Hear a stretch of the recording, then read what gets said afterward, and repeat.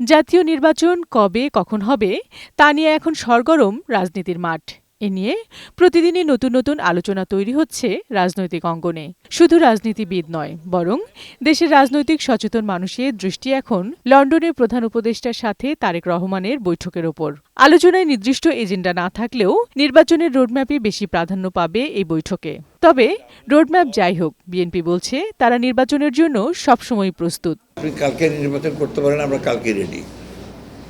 কারণ হচ্ছে বিএনপি নির্বাচনের দল, BNP is always ready for election. দলটির হাইকমান্ড মনে করছেন, নির্বাচনের জন্য জনগণের যে সমর্থন প্রয়োজন তা বিএনপির আছে।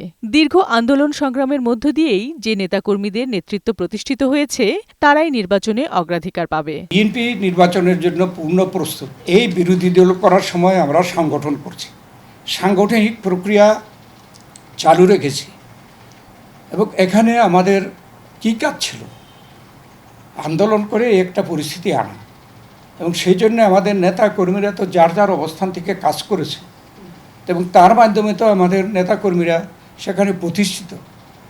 তো নির্বাচন করতে কি প্রয়োজন হয়? দলের সমর্থন, কর্মী নেতা এবং জনগণ।